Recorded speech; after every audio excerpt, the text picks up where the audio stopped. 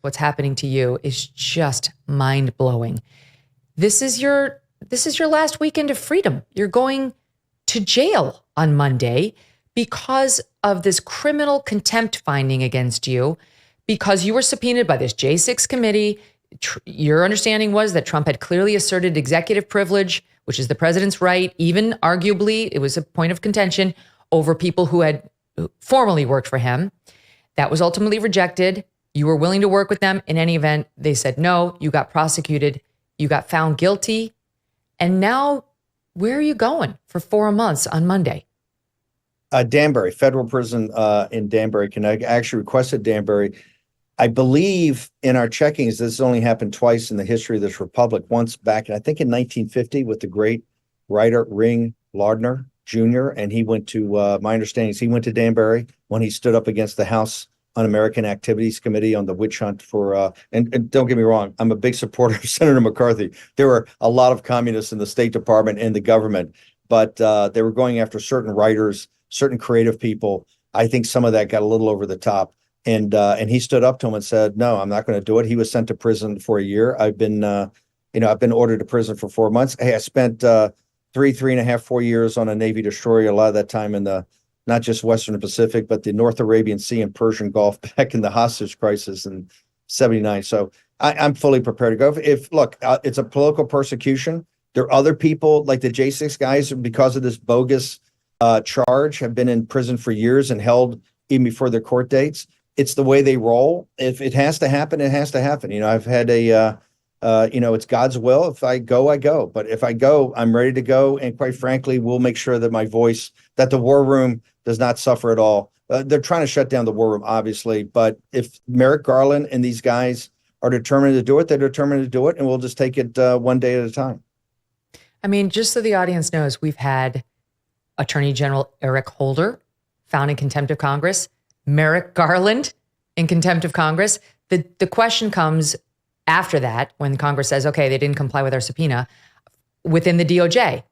Will the DOJ step in and prosecute this as a criminal matter, as opposed to a civil lawsuit to enforce the subpoena, to turn over the documents or the testimony, what have you?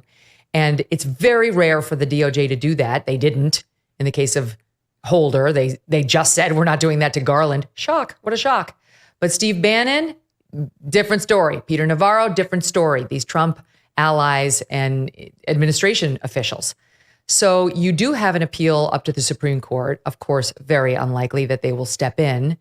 And short of that, Steve, is there anything that would stop this from happening on Monday?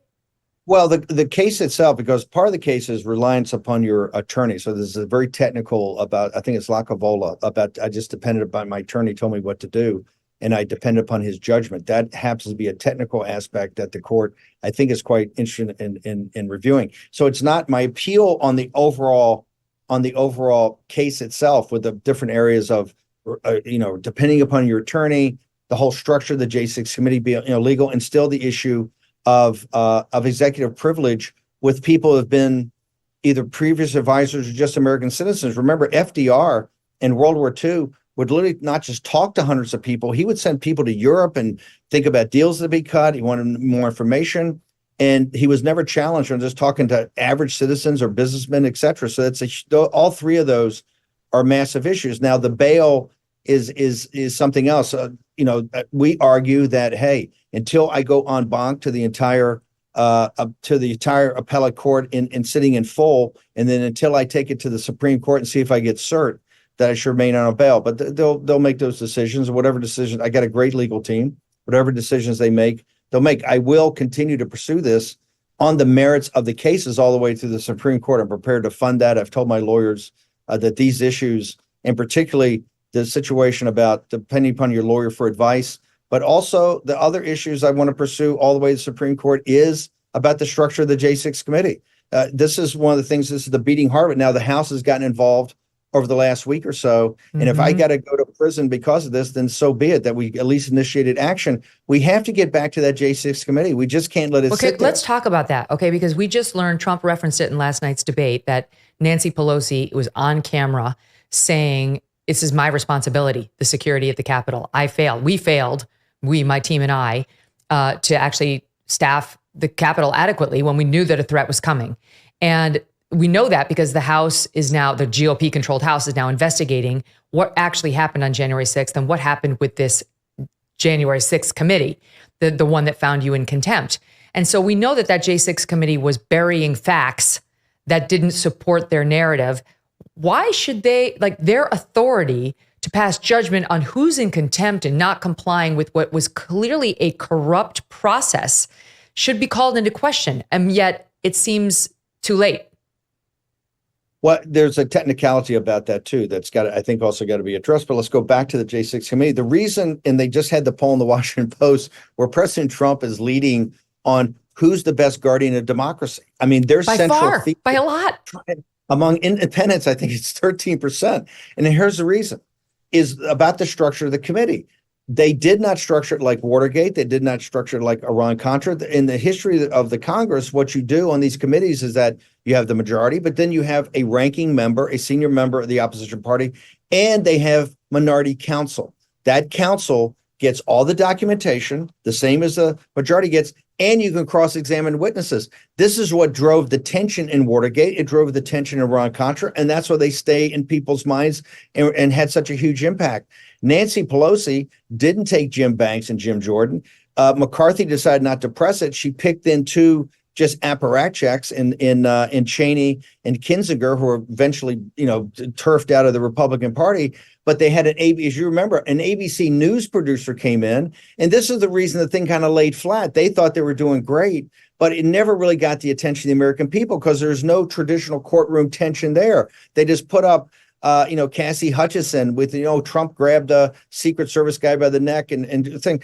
It had no traditional tension where the seeing. And the case I'm making is that it wasn't structured properly in the first place. It was illegitimate. So how can they be issuing not just subpoenas, but not going after people civilly, which is normally how to do it, but go right to a criminal contempt charge? And I think that's what's all got to get worked out. Like I said, the basic thing of relying upon your lawyer for advice. Number two is the structure of the committee. And number three is still to resolve who can actually the president talk to, and can presidents exert executive privilege out of their office on things that happen when they were in office. So these are all, this is normally we're going to get to normally they look at the sitting president and say, do you support this claim of executive privilege? And in this case, Joe Biden said, absolutely not, of course, because they're all for the lawfare. And this is one of the questions back to our earlier discussion of what do the Republicans do now? We're not talking about, when you and I are talking about fighting fire with fire, we're not talking about finding innocent people and accusing them of crimes they haven't committed just because we don't like their politics.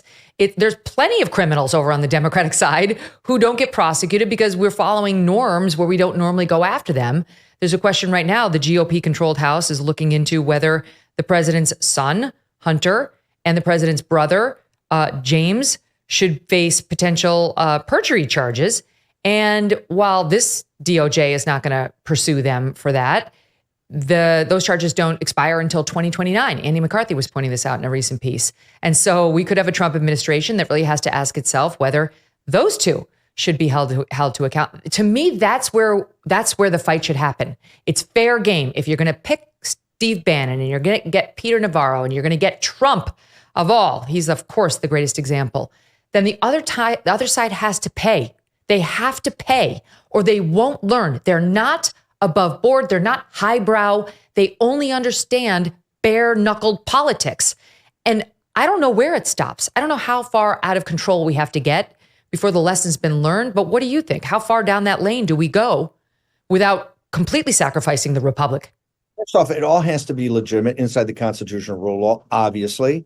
But they're so egregious. This is why people, I think, feel you have to step up and you have to fight fire with fire. Otherwise, they're going to continue to roll. Look, as we speak right now, Anna Paulina Luna has a proposal to put on the floor today. Now, it's not going to come today, but we understand the speaker is working with her to put it forward on a charge of inherent contempt, since they don't believe the attorney general will actually go after and prosecute anybody in justice, in the Department of Justice, about, and particularly Matthew Graves, the DA, the U.S. attorney for D.C., who prosecuted all of the J6ers on something the Supreme Court just threw out 6-3 and sent all these people to prison for years and destroyed their families and had people commit suicide. He will not go after the criminal contempt charge of Merrick Garland. She's put in inherent contempt. Now, inherent contempt is where the sergeant at arms can call for the DC, the Capitol Hill Police, and the sergeant at arms to arrest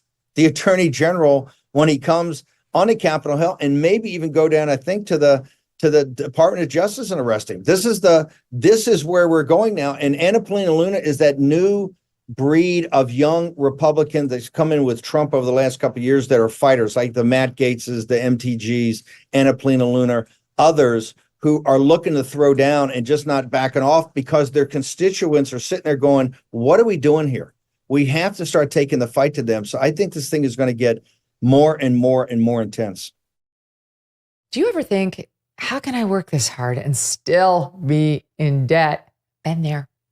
The piles of overdue bills, the threatening phone calls, the sick feeling in your stomach, never having money to do anything, much less solve your debt problem. It just won't stop. If you are trapped in debt, Done with Debt can be a way out. Now, these guys have developed aggressive new strategies to end your debt permanently. Done with Debt stands between you and your harassing bill collectors. Wouldn't that be nice? They tirelessly negotiate with your creditors to lower or even forgive what you owe. And they do it all without bankruptcy or new loans. One client said, "One phone call saved us a fortune. I wish we did this long ago." Done with Debt has unique strategies to get you out of debt faster and put more money in your pocket every month. But you need to hurry because some debt solutions are time sensitive and you don't want to miss out.